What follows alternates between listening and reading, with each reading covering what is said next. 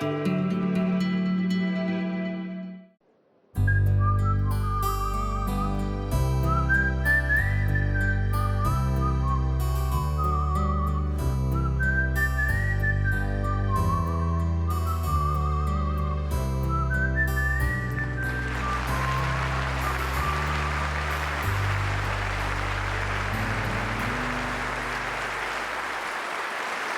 večer. Dobrý večer vám tady v Lucerně, dobrý večer vám doma u televizních obrazovek. Máme tady konec roku 2006. Nevím, jestli z toho máte takovou radost, ale je to tak. Ano, je to 10 let, co jsem tady na tomhletom jevišti ve slavné pražské Lucerně stál poprvé. Třásla se mi tenkrát strašně kolena a dneska se mi třesou 10krát víc, protože jsem o 10 let starší. Vyprávěl jsem vám tenkrát o začátcích ve škole, o začátcích v divadle, o Frantovi Kocourkovi. I o něm dneska večer bude řeč, ale nejenom o něm, o mnohých dalších. A taky budeme zpívat a budeme cestovat časem, prostorem a mými dny volna a mými dny služebními. Zaspíváme si sem tam nějakou písničku a tu první písničku vám zaspívá můj dnešní první host, nebo chcete-li hosté, dámy a pánové, skupina Činasky.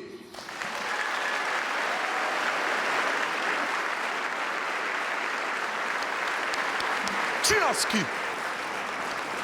Nic není jako dřív, nic není, jak bývávalo. Ano, jak jsem říkal, uplynulo 10 let a za těch 10 let přibylo zážitků, zkušeností a já pevně doufám, že při těch zážitcích se se mnou budete bavit tak, jak já jsem se bavil při těch zážitcích. Pojďme začít cestovat. Já jsem se nejvíc nacestoval s divadlem, ve kterém jsem působil 20 let.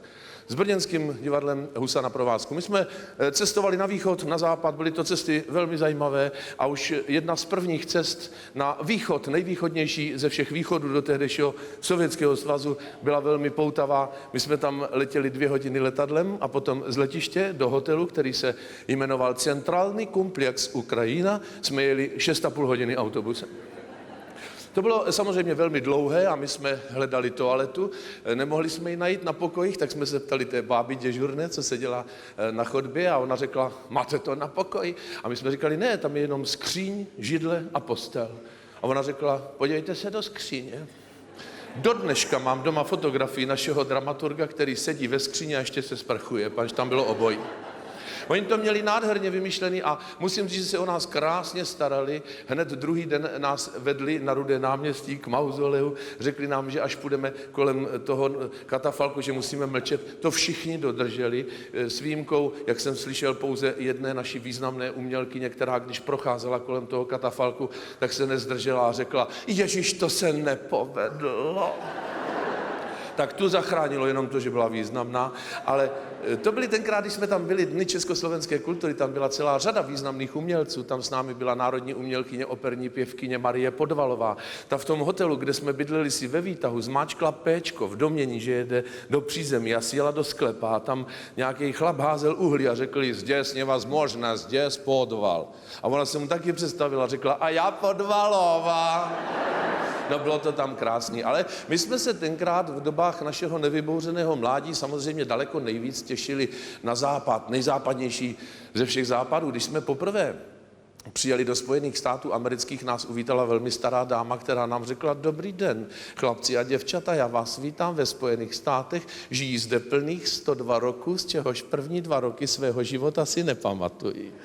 A řekla to nádhernou češtinou a my jsme to velice brzy zjistili, že tam je spousta našich krajanů, kteří jsou tam takhle dlouho a perfektně hovoří česky, na rozdíl od jiných našich krajanů, kteří tam jsou 3 týdny, už mají perfektní americký akcent. Já jsem měl velký štěstí, já jsem tam tenkrát potkal kamaráda, teda dneska je to kamarád, tenkrát jsme se neznali, jmenuje se Milan. Je to jeden z nejbohatších lidí, jaký znám, dotáhl to velmi daleko, odešel v 65. roce z republiky a netušil, že se sem ještě někdy bude vracet. A teď se vrací a obléká se do toho, co tady v 65. nechal, do těch tesilových kalhot a silonových bundiček a dederonových košil a do rádionek s anténou. A takhle oblečený my jdeme do nejdražší pražské restaurace, přijdeme tam a první věta Milanova je na číšníka, dobrý den, pane Vrchní, berete stravenky? Prosím vás, to jste si asi spletli, to je velmi drahý restaurant, odejděte. Mně by stačilo něco tak do 35 korun. Nemáme nic takového, jděte pryč. Podívejte se, tamhle to baba nedojedla, kdybyste mi to šoupli na talíř. Prosím vás, jděte pryč a teď mě uviděl. Říká, jo, on patří k vám, jo? Říkám, ne, já ho neznám. A už ho vyváděli málem a já jsem říkal, prosím vás, ale o co vám jde? Ten chlap má evidentně hlad a žízeň, tak mu to dejte, jako já to zaplatím, jo. Číšník přinesl jídelní lístek. Milan se v tom začal takhle probírat a říká, je tady, dívej se, Chateaubriand pro 2 osoby a toho asi bude hodně, já mám velký hlad, to bych si dal. A něco k tomu napití, tady vidím víno Chablis Burgund, 65, to jsem zdrhnul, to nemůže být špatný, přineste mi to. Ten vrchní se ke mně naklonil, říká, pane Nutil, víte, o co jde? A říkám, nevím. Chablis Burgund, francouzské archivní víno, ročník 65, lahvinka 7,5 tisíc. Říkám, prosím vás, má žízeň, tak to přineste a neotravujte. My jsme jedli, pili, hodovali, útrata 21 500 korun. Já jsem málem omdlel, když ten chlap to řekl. Milan v monterkách na hlavě rádionku s anténou mu dal 25 000 a řekl, to je dobrý chlapče.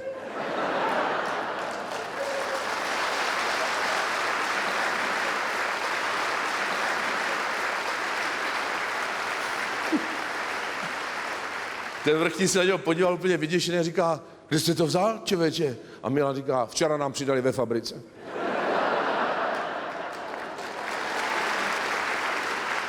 My jsme s Milanem jednou takhle táhli noční Prahou a skončili jsme v restauraci, v baru samozřejmě. Ještě tam hrála ze setrvačnosti muzika. My jsme chtěli ticho. A Milan zavolal toho číšníka a říká, pane vrchní, prosím vás, kolik by to tak stálo, aby ta kapela už nehrála? No to já nevím, to bych se musel zeptat kapelníka. Odešel, vrátil se, kapelník říká 3,5 tisíce. Dejte jim 5, ať vypadnou do 15 vteřin. To byla nejrychlejší kapela, jakou jsem viděl. Ty normálně zahazovali nástroje a prchali z toho lokálu, inkasovali u záchodu peníze, jo. Prostě s ním zažijete takovýhle věci s tím Milanem. Já ještě, když jsem v Praze bydlel na sídlišti, on ke mně přijel na návštěvu ve svém krásném novém americkém autě, zaparkoval u popelnic a já jsem říkal, nenechávej to tady, daj ti botičku a prosím tě na tu chvilku. No chvilka to byla. Ale oni jsou na tohle rychlí, však to znáte, jo? My jsme vyšli ven a tam už bota, tak jsem mi zavolal, oni přijeli, ještě mi říkali, tak vás to taky potkalo, pane Nutil. A říkám, to není moje, to je tady kamaráda. A Milan tam stál v teplákách, měl to vytažený sem, tady to měl zavázaný na huzel, na hlavě tu rádionku s tou anténou, díval se na ně, ten policajt mu říká, to je vaše? Milan říká, no, ale včera ještě nebylo. On jim nelhal, on si to koupil, jo, měl to nový, no ale to, co jim říkal, jim znělo teda podezřele, že jo. Říkají, nechte si ty keci, prosím vás, nebo vás odvezeme. A Milan, a prosím vás, a mohli byste mě to oddělat, já jsem ještě dneska neobědval, já vybírám ty popelnice, víte. Ještě větu a uvidíte, co nastane, jo. Mně to dalo takovou práci je přemluvit, oni mu to sundali samozřejmě, jo. Ale jen to sundali, on nedal pokoj a zlobil dál, říká, a kolik by to tak jako stálo? Ten policajt říká, no 2000 jsme vám mohli dát klidně, jo. Ale mě nezajímá ta pokuta, mě by zajímalo, kolik by tak stálo, kdybych si od vás chtěl koupit tu botičku. No je úplně stůhli a ten jeden se pojá na toho druhého a říká, ty Tondo, já nevím, no ale tak všechno je na prodej, ne, co?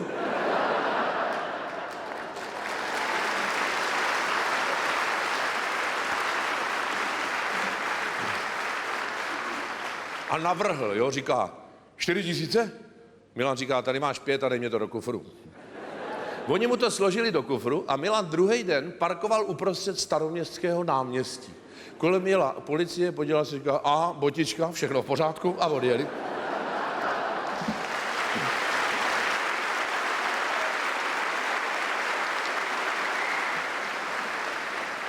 Já když jsem za ním poprvé přijel do Ameriky, on tam má krásný barák a bylo vedro a on říká, půjdem se vykoupat. Říkám, fajn. On říká, je tady nádherná pláž, jmenuje se Hitler Beach. Říkám, jak jsem? Říká, Hitler Beach. Říkám, proč tak blbě? Američani jsou blbí. Říkám, prosím tě, já ti nevěřím. Samozřejmě, že jsem mu nevěřil. Tak jsme se tam jeli podívat, tam byla cedule. Takhle veliká cedule, 4x4 metry, nápis Hitler Beach. Já jsem si to vyfotil, abych měl důkaz. Pak, když mě to vyvolali, tak jsem zjistil, že se to jmenuje Hiller Beach. On mě sugeroval, ale jakým způsobem? Tam šel takovej starý dědek a Milan říká, tohle znám, to je pamětník, bojovník z Wehrmachtu, víš, od Stalingradu. A pozdravil ho, hájil a dědek odpověděl, háj, a mě to nedošlo. Pak jsme se vrátili zpátky k té jeho rezidenci, která je hlídaná ze všech stran a musíte tam říct heslo, abyste se dostali dovnitř. A on něco jedl Milan a říká, řekni za mě heslo. A říkám, já neznám tvoje heslo, řekni hovno, oni budou mít radost. Říkám, prosím tě, říkám, neřekni to. Tak já jsem se tak jako stydlivě naklonil do toho mikrofonku a říkám, hovno. Ozvalo se, OK, thank you. On je má takhle vyškolený. On tomu říká vítězství malého národa nad velkým. Ale víte, on sám, jak jsem říkal, začínal od nuly, čili on si pamatuje, jaký to bylo těžký a zaměstnává i lidi, kteří mají problémy. On tam třeba zaměstnává chlapa, který už zapomněl česky a ještě se nenaučil anglicky. To je velmi složité přechodové období. Ten chlap aspoň umí řídit auto a vozil mě po New Yorku a položil mě takovou záludnou otázku. Říká, to je stejně zajímavý, že tady hodně těch ulic se jmenuje One Way. Říkám, ty vole, to je jednosměrka. A jo, a proto oni mě asi zatýkají pořád.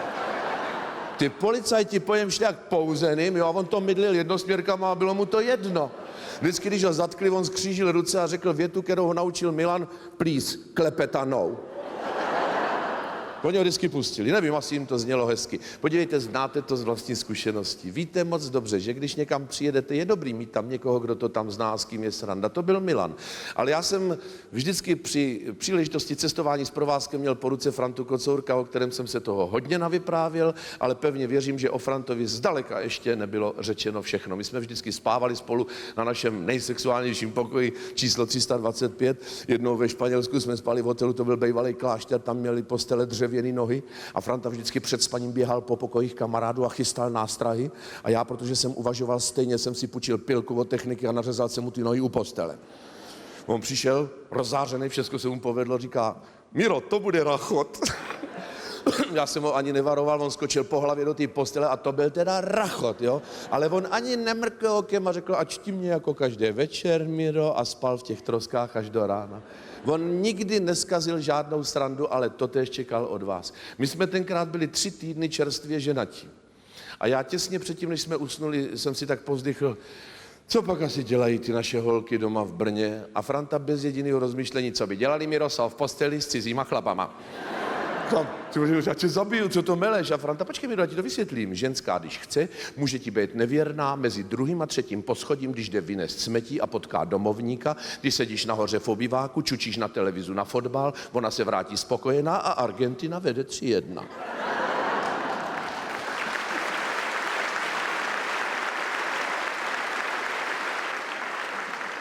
Já už jsem to v té době neřešil, prostě Franta měl takovýhle optimistický přístup k životu. My jsme přijeli do Itálie. Představte si, že nám Italové vykradli celý autobus. Nám nic nezbylo. A to nebylo, že byly platební karty, nebo ne, nic, prostě nic nám nezůstalo. Všichni zdrcení, Franta se smál.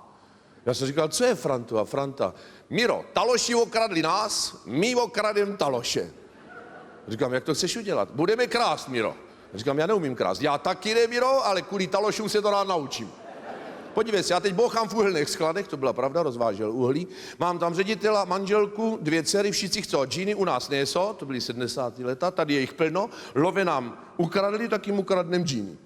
Já se bojím, Franto, se mnou nemusíš, jsou silný. Tak jsme šli na tržiště, já jsem vůbec nevěděl, že on umí italsky. Jsme tam přišli, tam byl trhovce, který měl plno džín, ono pozdravil Franta, čau. No a dál už se to odvíjelo pro mě neskutečně. On na něho, io devo forse rimanere chi disonorato, se riesco a innamorarmi, vendicherò questo oltraggio con la gelosia. Sa che tutto finisce per guarirsi, soltanto, Miro, máš to ukradený? Říkám, nemám, ty vole. Co to tak dělej? Či blbě nebo co?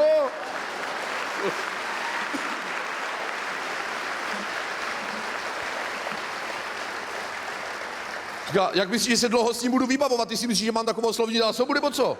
No, dělej, io devo forse rimanere qui disonorato se riesco a innamorarmi, vendicherò questo oltraggio con la gelosia. Sa che tutto finisce per guarirsi, soltanto la morte, no. Máš to? Nemám, to je idiot, co?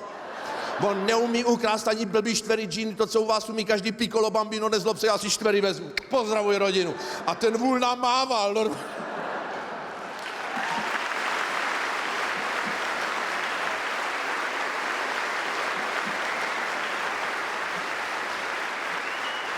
Ten to určitě do dneška neví, že jsme ho okradli. Ale to ten Franta uměl vždycky. My jsme přijeli do Paříže, byla neděle, v Louvru bylo otevřeno zdarma. To byla pro nás velká příležitost, tak jsme šli. S námi japonské turistky. Všechno fotografovali. To si všimněte, oni nedělají nic jiného, že jo? Japonský turistky ze zájezdu celkem nic nemají, až doma se podívají. A my jsme přišli do takové místnosti, kde na zemi ležely rozházené figuriny, takový to bylo bizarní celý, jo? A Japonky fotili, až se z nich čoudělo. Najednou jedna ta figurina se vymrští a říká, jak se vám fotografuje babi japonský? On tam Franta ležel na zemi mezi těma figurinama půl hodiny. Čekal tam na ně, no babám se vyrovnali oči, když z toho byli hotoví. Já nevím, kde on na tyhle nápady chodil.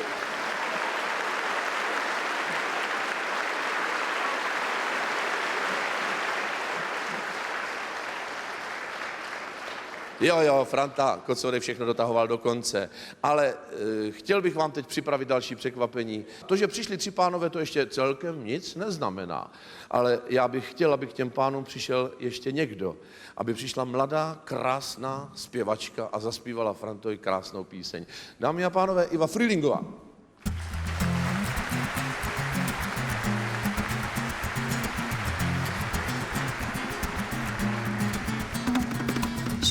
Sans problème, laissez ma petite vie aller. Mais c'est à cet instant suprême que je t'ai vu arriver. Si t'es venu pour me prendre, alors tu peux laisser tomber. Car ma place n'est pas à vendre, je m'y suis habituée. Je sais tu ne veux plus rien entendre, et t'es là pour me faucher, pour tout me voler, rien me rend. Laissez-moi vous présenter la muerte. Dévore. La muerte mi amor. Si t'es venu pour me dire que là-bas c'est mieux qu'ici, que vivre c'est aussi mourir, ça je l'ai bien compris. Mais plus tu me parles, plus tu m'attires, et je peux plus résister à ça, vraiment dernier soupir. Et à te le donner, la muerte, celle qui me dévore. La muerte mi amor. Elle est venue pour me prendre, alors j'ai tout laissé tomber. J'ai tout quitté pour descendre et pour mieux succomber à la muerte. La muerte, la muerte, la muerte mi amor. Oh, mi amor, mi amor, mi amor, mi amor, mi amor, mi amor. Mi amor, mi amor, mi amor.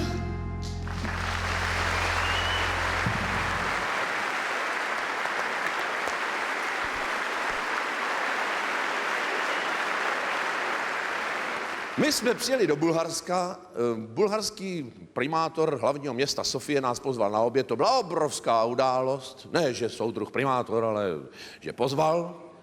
To bylo podstatné, protože my jsme prachy neměli, ty měl Prago koncert, my jsme jenom jezdili.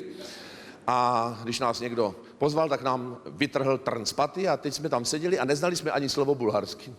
S těma Bulharama to bylo jenom takový...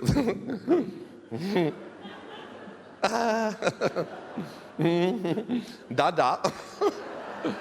A všichni hlad, všem kručelo v břiše. Vždycky vrzly dveře, tak už jsme se dívali, jestli už to nenesou. Zase nějaká sekretářka prošla a do toho ticha ten Franta spustil. Šumí Marica, zakrvavena, plače devica, duto ranena. To stuhlo úplně. K nám přistoupil ten tlumočník a říká, prosím vás, ať to okamžitě přestane zpívat. My říkali, proč? To je carská hymna. Ježišmarja, Franto, ty zpíváš carskou hymnu a Franta, já vím, šumí Marica, zakrvavena, zpívali všichni, včetně soudruha primátora. Všichni si vzpomněli na minulost, měli dlouhou chvíli a hlad.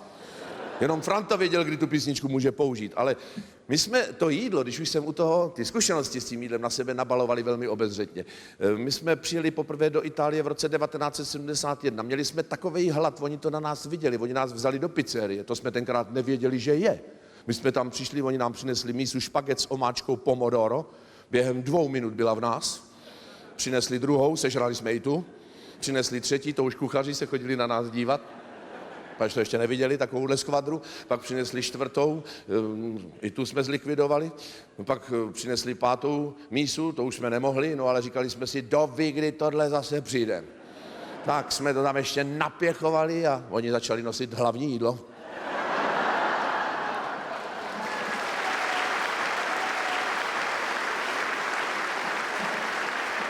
No. Dneska se tomu smějeme. Tenkrát to víte, to byla jiná doba a my jsme byli naprosto neskušení a nevěděli jsme, co všechno dobrého lze a co nelze. Franta byl takový, s ním prostě byla takováhle úžasná zábava, ale on uměl taky báječným způsobem vychovávat lidi. My jsme v partě měli kluka, kterýmu jsme přezdívali Oprus. A ten kluk opruzoval a nekoupil si nikdy nic za svoje a furt žaloval a taky jsem tam udal a dotáhl to daleko. Je to dneska jedna z našich politických špiček. Franta už ho tenkrát neměl rád, ale za to měl rád šňupací tabák a Oprus přišel a řekl, Franto, dej mě taky šňupnout. A Franta řekl, kup si svůj. To nás zarazilo, on by se rozdal a najednou tohle, tak jsme se přimluvili, on řekl, nastav pracku, já ti dám, kamoši se přimlouvají. Nasypal mu tam a řekl, bacha, je silný. A Oprus řekl, když to zvládneš ty, tak to zvládnu i já. Nasál a už jsme ho nikdy neviděli. Říkám, Franto, co jsi mu tam dal? Čili koření, víš? On to vymyslel ve vteřině, prostě tyhle ty věci, jo. A je fakt, že já jsem toho chlapa neviděl už potom až v politice, ale on takhle zamotal hlavu i pyrotechnikovi, to je taky krásný, možná tady máme dneska pyrotechnika, že jo, je sváteční den, konec roku, pyrotechnici jsou potřeba, jestli tady je, já ho srdečně zdravím, ale to jsou magoři, protože, no tak vemte si, to jako jdete...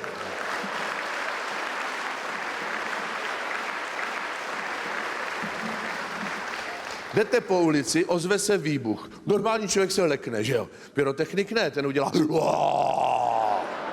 Ten se nadchne. My jsme taky měli v Brně v televizi pyrotechnika, Karel se jmenoval. My jsme tenkrát v Brně točili takový pohádky, možná si někteří vzpomenete, takový arabský, čínský, vietnamský, jo? Takový typický pro Brno. A my jsme měli na sobě drahý kostýmy, drahý byly dekorace a ten pyrotechnik, on už tenkrát v 70. letech uměl bouchací kuličky, on nám to cpal do kostýmu, nám to trhalo hadry a já už jsem ho chtěl insultovat. A Franta řekl svoji nenapodobitelnou větu, Miro, nech ho, donde na něho. A to už jsme se těšili, pak jsme věděli, že bude sranda a byla. Franta po obědě za tím Karlem přišel a on, když chtěl, dovedl být velmi důvěryhodnej, tak mu říká, Karličku, prosím tě, posílá mě za tebou pan režisér, budete teď dělat po pauze obrovský ohňový efekty, on tě pan režisér jenom prosí, kdybys byl tak laskavý, venku je kupací hel, kdyby si sem navozil tak ze 5, ze 6 koleček a postavil tady ochranný taras, aby to někomu něco neudělalo, jo? Ten vůl to tam navozil. Postavil do té japonské hedvábné dekorace ochranný taras. Přišel režisér, uviděl to, říká, který idiot to jsem dal. A Franta v naprostém klidu, Karel, já jsem říkal, že je blbej.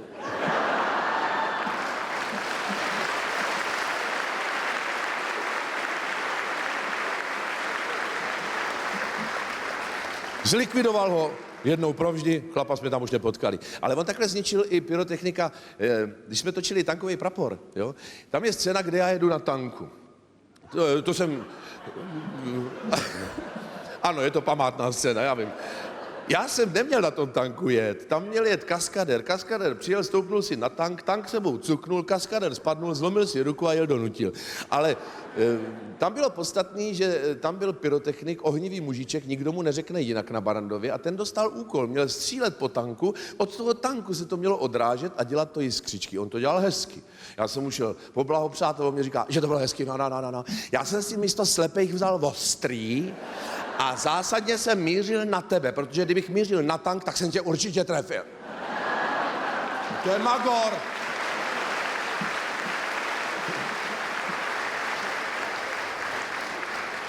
Frantovi Kocourkovi neodolal nikdo, ale nejdéle mu vzdorovala trůda.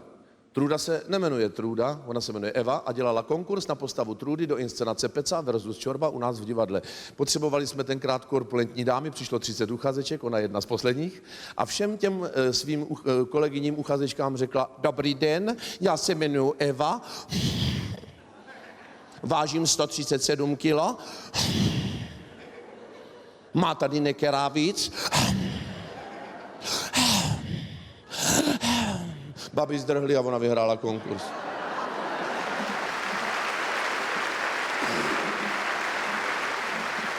Vystala nám tam jako herečka, nápovědka, inspicientka, ředitelka, šatnářka, co chtěla. Ona měla takovou sílu, že nikdo neprotestoval. Trůda, protože ta přezdívka jí zůstala, má jednu neskutečnou vlastnost. Ona chrápe jak pluk vojáků. To se nedá vydržet, nedá. My jsme jezdili na soustředění do jižních Čech ke Strmilovu, k rybníku Holub a tam se spalo pod stany. Prosím vás, když říkám spalo pod stany, myslím Trůda spala, my ne. Odsud jenom pro vaši informaci odešla veškerá vysoká zvěř a ta se tam vrací až teď, když už tam 37 let nejezdíme.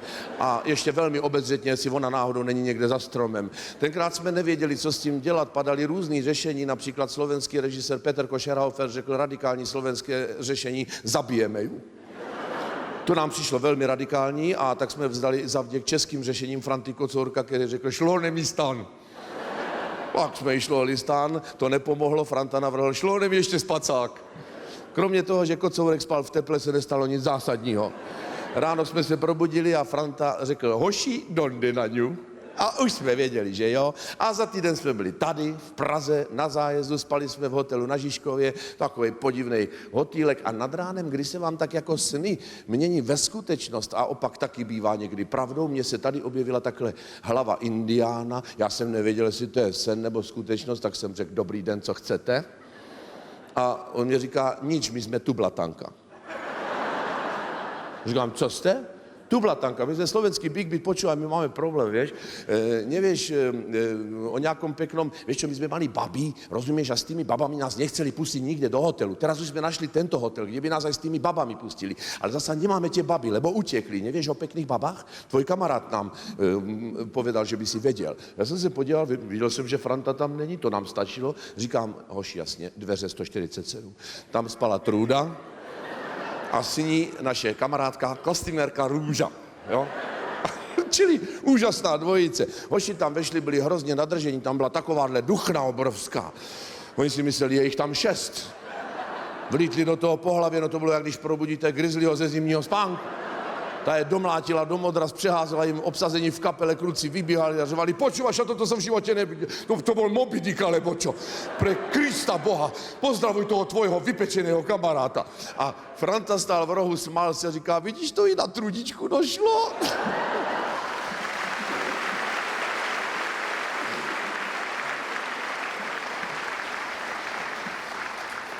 Protože on, když chtěl, tak došlo na každýho a vždycky u toho byla sranda. Já jsem se celý léta snažil být mu co nejblíž, abych si tu srandu užil. Dokonce jednu chvilku jsem si myslel, že jsem jedním z jeho nejlepších kamarádů, ale to jsem nevěděl, že existuje jistý Franta Kocman. Dámy a pánové, taky je mi ctí Frantu zde přivítat, sedí tady. Frantíku, ahoj, ať víte, o kom mluvím. Máš větší potlesk než já, kamaráde.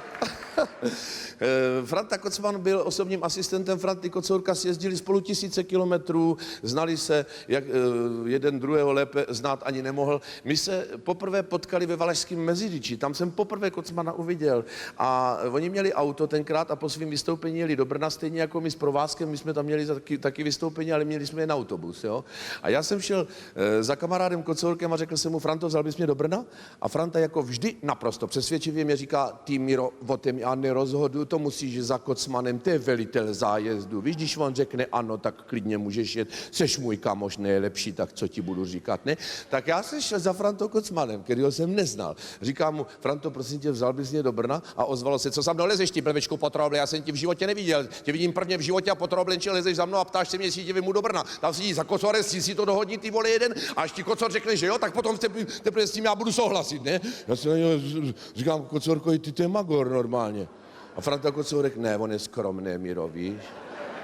Běž tam za ním, klekni si po prožo a on tě veme. Já jsem před Frantou klečel, rozumíte? A prosil jsem, no jak ten mě vyřval ještě brutálněji. Šel jsem zpátky za Kocourem a říkám, ty, já už tam nejdu, to je normální magor, já už s ním nechci jednat. A Franta Kocourek říká, není, ty mu jenom nerozumíš, nejenom, že je skromnej, Miro. On je i něžnej, víš? Pohlaď ho a jedeš. Od té doby vím, že Franta Kocman nesnáší těsný fyzický kontakt a už vůbec ne od chlapa. To jsme si všechno řekli až poté, co nás Franta Kocourek opustil.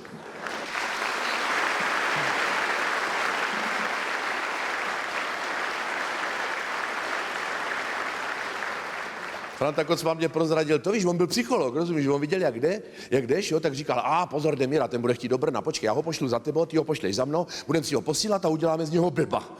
To se všecko povedlo. Já nevím, jestli on to měl všechno takhle dopředu promyšlený, ale udělal z nás kamarády a jezdíme spolu na ryby a Franta je rybář a já taky a jezdíme do míst, kde nikdo není a to je velmi důležitý, že jo. A byli jsme v Tatrách a tam nás pozval slovenský kamarád a kolem tekla řeka plná pstruhů a bylo to tam hezky, akorát do té chaty neměl zavedenou vodu, tak jsme si smrděli za 2 dny. A já jsem zavolal dalšímu svému slovenskému kamarádovi Jožinkovi, o kterém jsem věděl, že v nedalekém luxusním hotelu se s rodinou rekreuje, jestli by nás nenechal v pokoji hotelovém okoupat. On řekl, hej, tak jsme jeli. Já jsem byl první vysprchovaný, šel jsem nahoru a hned jsem tomu Jožinkovi řekl, pač to musíte rychle. Říkám, Jožko, prosím tě, já jsem ti to nechtěl říkat, víš, Kocman je můj nejlepší kamarád, ale on je strašně nemocný, on má tu kleptomanii, víš. A on, a to čo jako? No, viděl jsem, že manželka tvoje dole v pokoji má rozložený briliantový šperky, on to všecko ukradne, víš, ale to se nedá nic dělat, to je ta jeho choroba, no. On to nacpe do kapes, takhle s tím nic nenaděláš a potom, až to tam má a to uvidíš, až půjde do schodu, když se podíváš, tak stačí, když se k němu takhle přisuneš, sáhneš si do té kapsy a vyndáš si to ven. On to chudák vůbec nevnímá, tyhle ty věci. Franta vysprchovaný šel po schodech nahoru, celá slovenská rodina udělala. Franta říká, co čučí, no? Říkám, to víš Slováci, no. Si sedl, dal si pivo, jo, a Jožko na mě začal dělat. Jakože to vidí v té kapse, no já jsem taky přizvukoval, že to vidím, jo. A on, Jožka je takovýhle postavy, jo. Začal se sunout nenápadně ke Kocmanovi, který nesnáší těsný fyzický kontakt. Až byl těsně nalepený na něm, tak mu takhle vjel rukou do kapsy. Začal tam hledat ty briliantový šperky. Franta odskočil, vás jsi potroublej, nebo co ty blbečko, co si to dovolíš, ty vole, Miro, co to máš za kamoša? Blbečku jeden, co, vole, chceš počuníme šátráš v kapse rukou, já ti jednu flak, no říkám, Franto, neho, on je homosexuál.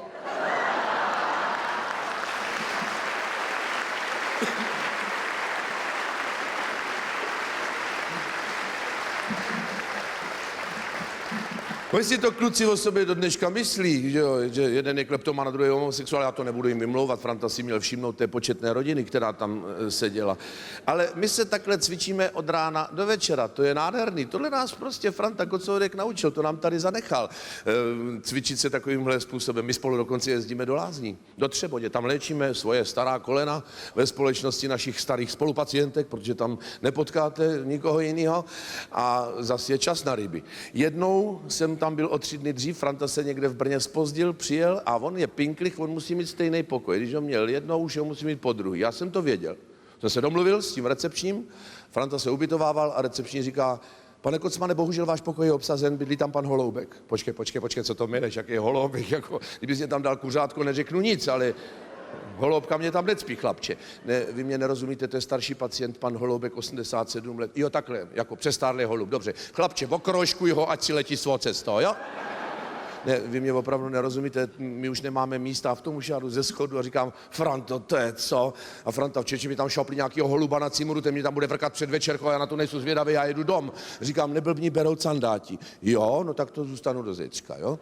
No tak jo, tak jsme šli k tomu pokoji. Franta chtěl odemknout, já říkám, radši zaťukej. Holoubek je starý, mohlo by to s ním seknout. Ticho. Ten recepční byl naprosto dokonalej, říká, možná už pan Holoubek. Franta úplně zcepeně říká, ježmar, já tam nebudu spát po mrtvým. Říkám, Franto, já ti nerozumím, chceš tam být sám nebo s Holoubkem? No ne, ale po mrtvým, říkám, tak odemkni, ať víme, na čem jsme. Franta odemknul, bylo domluvený, že tam byly 2 postele, na každý spala 1 důchodkyně. Říkám, Frantíku, spíš uprostřed? Dobrou, šel jsem.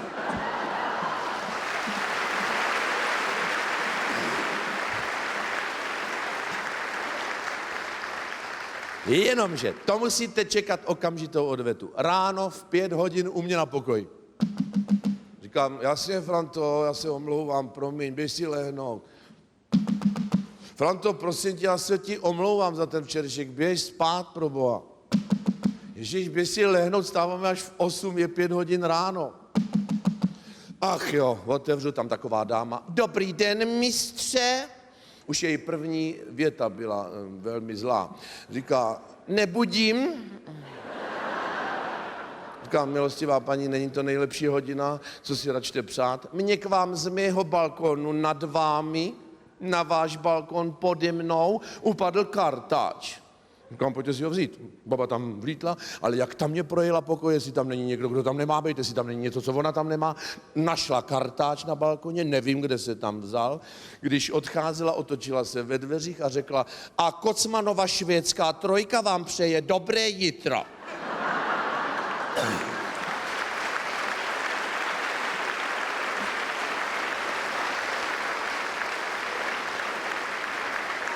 Jo, je to náročné. Franta Kocourek vždycky říkal, srandu si můžeš dělat z koho chceš, ale musíš počítat s tím, že si z tebe bude dělat taky a když to neustojíš, tak se do toho nepouštěj. Tohle bylo jeho číslo, jeho parádní číslo, protože když jsme točili film Balada pro banditu, tak tam s námi byla skupina Greenhorns. Mirek Hoffman, zpěvák této skupiny, je vyhlášený spáč. V 10 hodin zalehl ke spánku, všichni to věděli, Kocourek taky, ale v 11 už mu bušil na dveře. Miro, spíš? Ježíš, samozřejmě, že spím. Co chceš? Miro, prosím tě, mě posílají z recepce, protože tam máš náhradní povlečení a duchnu, dej mě to, mě je hrozná zima. Prosím tě, tady není nic, to je žádná duchna, to je skříň, židle a postel a moje deka, to je všecko. Promiň, Miro, dobro! 12 hodin v noci. Miro, spíš? Ježíš, samozřejmě, že spím, co zase chceš? Miro, mě zas posílají z té recepce, protože tam tu duchnu a to povlečení máš, dej mě to, mě je hrozná kaltna a nemůžu usnout.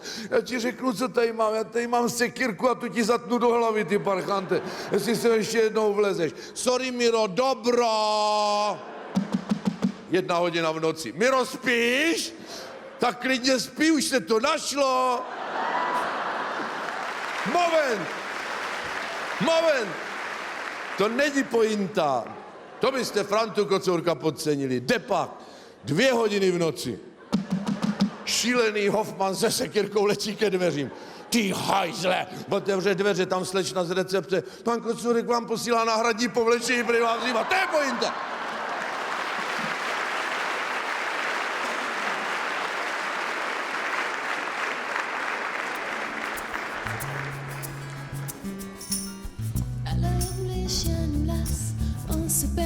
Cherche sa place dans un monde à se faire vieux.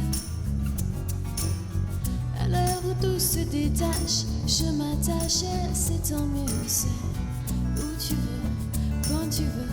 Comment veux-tu que je sache quand tu veux? Je m'attache. Comment veux-tu que je lâche?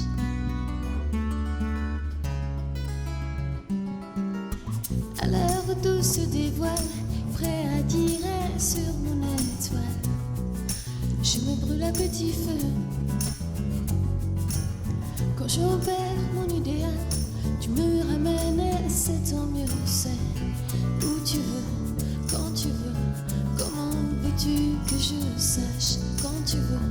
Je m'attache. Comment veux-tu que je lâche? Que je lâche. Quand les nuits sont si tenaces que les matins cernent nos yeux, on ne peut pas être mieux. Tu sais, le monde est si vaste qu'il y a bien de la place pour deux. Où tu veux, quand tu veux. Comment veux-tu que je sache quand tu veux? Je m'attache. Comment veux-tu que je lâche? Où tu veux, quand tu veux. Comment veux-tu que je sache quand tu veux? Je m'attache. Comment veux-tu que je lâche?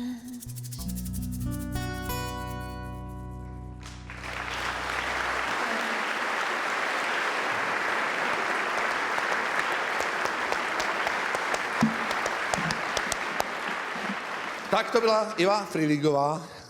Já se vrátím ještě jednou, jestli mi to dovolíte, do těch lázní, protože tam je krásně a my tam s Frantou Kocmanem opravdu jezdíme rádi a známe to tam, už tam jsou zavedené rituály, tam třeba od 12 do 1 se čistí bazén, a to my víme. A to je pro nás příležitost, protože my nemáme plavky a máme tudíž povoleno si tam jen tak poplavávat a zároveň trochu pomáháme čistit ten bazén. A já jsem tam jeden den plaval sám, protože Franta usnul po nočním rybolovu a přišla sestřička a říká, pane Donutil, dneska budete muset skončit trošku dřív, protože rakouské penzistky sem jdou cvičit. Říkám, to nevadí, samozřejmě, to se nedá nic dělat, ale Kocmanovi to nemusíme říkat, že jo. A ona, jak už je tak s náma na jedné lodi, tak říká, a víte, že ani ne? A já už telefon nahoru a říkám, Frantíko, prostě kde seš? Já tady plavu sám celou dobu. Prostě já už tam valím, Miro, jo, já jsem hned důli, jo, jde tu za tebou, jo. Žížnivá čára, Franta za dveřma, sestřička, no kde jste, pane Kocmane? Pan Donutil tam plave půl hodiny sám, už je mu smutno, vyslešte se do naha, jak jste zvyklí, tady si zavěšte trenérky na hřebíček, já vám otevřu dveře do bazénu, skočte tam za ním Lomeňáka, ten bude mít radost. Franta se rozběhl, skočil Lomeňáka a babi měli Weihnacht.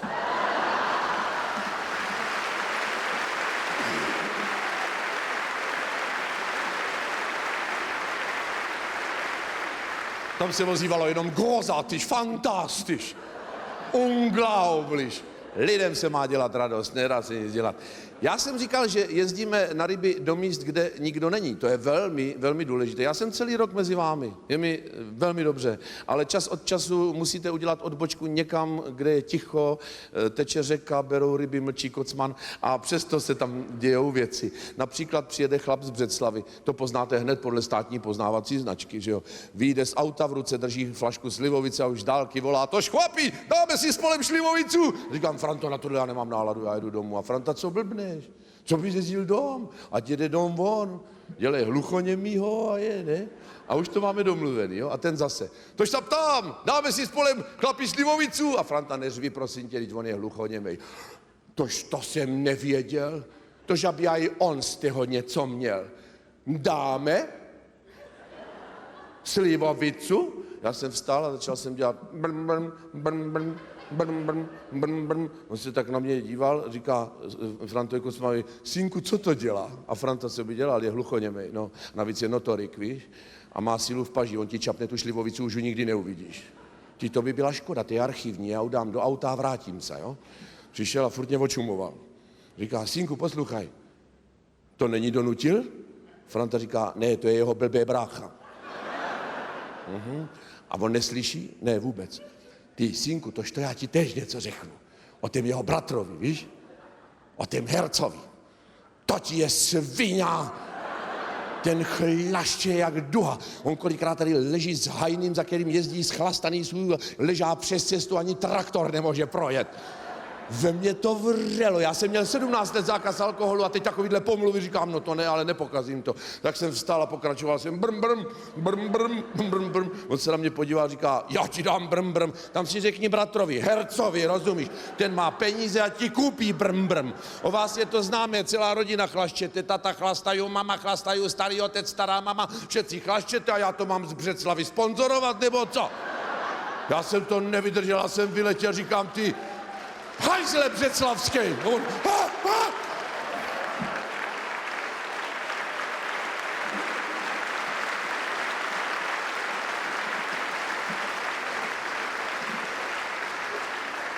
Tohle my máme na rybách, kde má být klid, kde má být ticho. My sedíme večer, chytáme s Frantou candáty, teda čekáme na candáty, abych byl přesnej. On má, Franta, úžasný rybářský vybavení, víte, on má nejdražší pruty, on má nejdražší navijáky, nejdražší silony, on má hlásiče, jemu to hlásí, odkud jede jaká ryba, jak vypadá.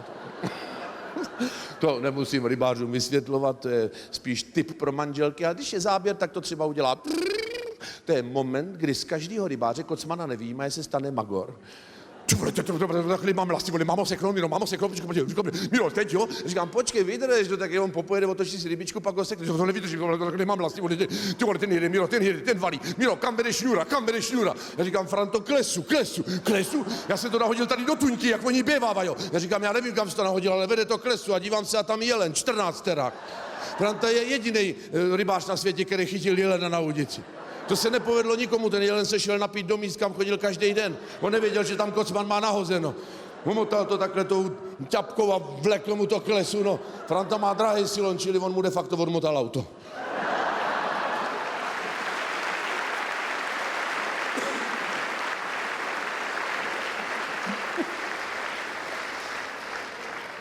Já jsem tahal jednoho candáta za druhým, protože oni najeli pěkně v hejnu a kocman navíjel.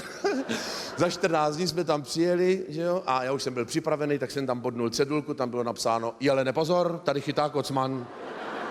No a pak jsme tam byli asi za týden a Magor byl ze mě, protože já jsem měl záběr a teď jsem s tím zápolil a on nikde Franta. Říkám, Franto, pojď sem, Franto, kde seš, Franto. Franta přiběhl, co je? Říkám, dívej se, či něco tam je. On říká, ten valí, ten jede, ty, no, to bude síla, to bude asi úhoř. Říkám, asi jo.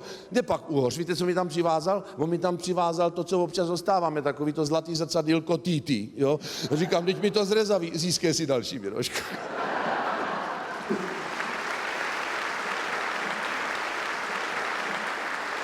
No, tohle všecko nám tady Franta Kocourek zanechal jako dědictví. Myslím si, že v tuto chvíli bych měl pozvednout něco lepšího, než je tohle, co tady stojí. Měl bych pronést přípitek, ale já si myslím, že si těch přípitků ještě dneska užijete plno, že to není až tak nezbytně nutné. Navíc tohle mi připomíná, já už jsem jednou vypil vázíčku. Ano, to bylo v Hodoníně. Pořadatel vždycky něco takhle nachystá, aby nevysychalo, a tam to nebyl pořadatel, to byla mladá umělkyně, která odpoledne vystupovala přede mnou, vzala si hamižně kvítí a nechala mě tam vázu. Já jsem to nevěděl, napil jsem se, to byl hnus. Ale ten vnitřní hlas mě říkal, pij dál, ať neurazíš, třeba je to nějaká jejich místní léčivá smradlavka, mají ji tady rádi. Já jsem to, přátelé, sjel celý. Ale ke konci první půle to už bylo opravdu velmi náročný. A ty hodoňáci se na mě dívali a říkali, kurňa, ten má choreografiu.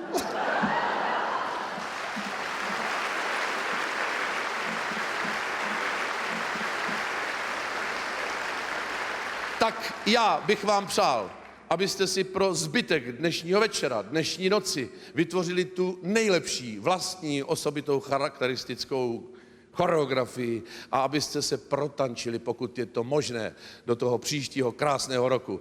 Dámy a pánové, rok 2006 končí. Užijte si krásně, ve zdraví a ve spokojenosti ten příští rok, rok 2007.